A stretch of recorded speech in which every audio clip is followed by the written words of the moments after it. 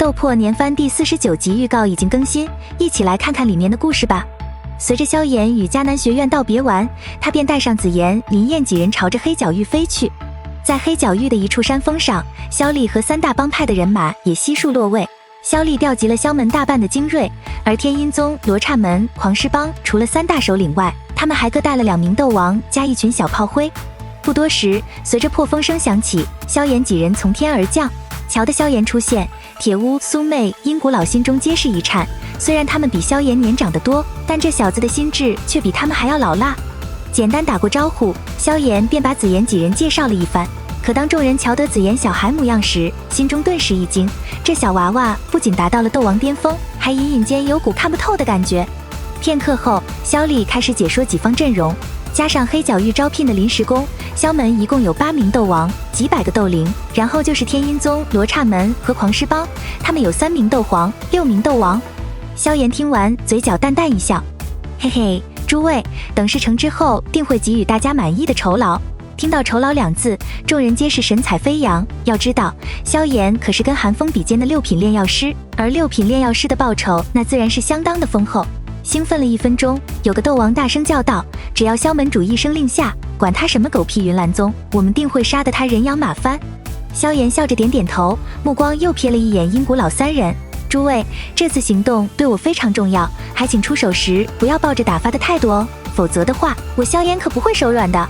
话语落下，阴谷老3人又是一颤，毕竟他们作为黑角域资深的老狐狸，如不敲打一下，说不定还真就当去旅游了。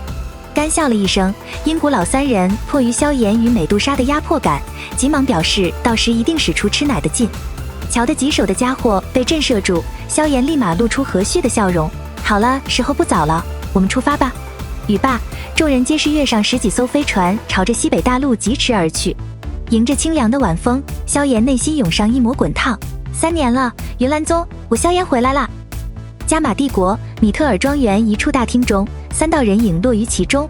亚菲眉头紧皱地说道：“云岚宗最近动作有些大，他们似乎发现了我们在庇护萧家族人。”声音落下，大厅顿时压抑了起来。片刻后，萧鼎缓缓说道：“米特尔家族是加玛帝国3大家族之首，若云岚宗对你们出手，那动静和牵扯都极大，其他势力应该不会坐视不管吧？”海波东深吸了一口新鲜空气。如今云山可是斗宗强者，加上云岚宗的底蕴，其他势力就算有心帮，估计也不敢妄动。还是再等等吧，我相信那小家伙会力挽狂澜，届时我米特尔家族也会走到一个新的高度。萧鼎和亚飞听完，不由带起一抹笑意，他们有股预感，萧炎或许不久便会王者归来。在云岚宗后山的一处禁殿，月光如水荡漾在云韵那高贵而脱俗的脸颊上。3年前，因为他放走了萧炎，所以被软禁在此。不多时，大门嘎吱一声缓缓打开，云山带着清淡的步伐来到云韵面前。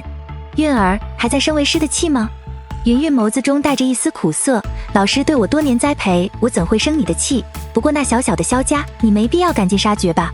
听到萧家2字，云山顿时脸色难堪。我已经得到消息，萧家残党就在米特尔家族的庇护下，这次他们2个我都不会放过。云韵听完一惊，若云岚宗对米特尔家族出手，定会引来其他势力的不满，难道老师要与加玛帝国所有人对立吗？云山听完，袖袍一挥，哼，一群跳梁小丑罢了，他们若敢动，那便一起收拾了。云韵，我告诉你，云岚宗定会在我的手上达到一个前所未有的高度。还有，你最好把那个小子忘了，你作为云岚宗的宗主，便说明你们是绝对不可能的。说完，云山便狠狠地甩门而去。瞧得紧闭的大门，云韵玉手紧握，他能感觉到自从云山出关后，他性情大变，变得越来越野心，越来越贪婪。时光匆匆，1个月悄然而逝，萧炎的大部队已经在空中航行了1半的路程。目光环顾了下四周，萧炎轻声问道：“紫妍又跑哪去了？这小丫头太不安分了。”萧厉点了点头，那丫头已经先往前面的路跑了。不过那冷冰冰的美杜莎竟对这妮子甚是喜欢，还主动跟随保护呢。萧炎听完，稍稍安心了点。不久，美杜莎和一脸开心的紫妍便缓缓归来。随后，紫妍手掌一翻，一堆药材便浮现而出。嘿嘿，这些药材你留一些给彩铃姐姐炼制丹药，其他的你就要给我炼成药丸哟。萧炎撇了撇嘴，再仔细地打量了下。哎，这些东西怎么不像是刚采摘的，似乎存了些年份。紫妍嘿嘿一笑，再凑到萧炎耳边小声道：“这是一路上一些势力储存的东西。彩铃姐说，反正他们留着也是浪费，不如我们替他们保管呢。”萧炎听完，脸色铁青的怒视女王：“你怎么能带他去偷药材啊？”美杜莎闻言毫不在意：“哼，这些东西都是炼制复魂丹所需的，我可不想约定时间到了，你说材料还没齐。”瞧得这一大一小竟惹祸还理直气壮的样子，萧炎眼角不由抽搐，万一被那些势力发现，闹上门来影响行程就麻烦了。你们两个以后没我的允许，谁都不准离开。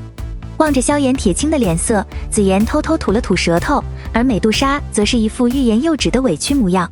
此刻的女王在萧炎面前已经没了当年的冷傲，隐隐间却多了些小女人的韵味。在云岚山云岚宗的总部，云山静坐在大殿上，听着手下的工作汇报。相比起3年前，他们斗皇增加了5名，斗王增加了1群，而这等阵容足以碾压加玛帝国各大势力。在云山的规划中，他不仅想要掌控整个加玛帝国，甚至还想称霸整个西北大陆。不多时，云山下令让云都云差2名斗皇带队前去围剿米特尔家族，还要将萧家余党搜寻出来。视线来到米特尔家族总部，亚飞已经得到了云岚宗的情报，当下便和海老一群人紧急商讨了起来。听得大厅中喋喋不休的吵闹，海波东狠狠地拍了下桌子：“你们以为云岚宗对我们出手只是为了萧家吗？你们看着吧，用不了多久，他们还会对3大家族皇室发难的。”不久，随着庄外的爆炸声响起，云岚宗的人马犹如跳蚤一样在楼顶上蹦来蹦去，最后将米特尔家族牢牢包围。听得屋外的动静，海波东和一众高层皆是涌出大厅。很快，双方没谈拢便干了起来。刹那间，整个米特尔庄园就充斥着各种金属的撞击声，锋利的刀刃带起道道火花，充满杀意的呐喊响彻天际。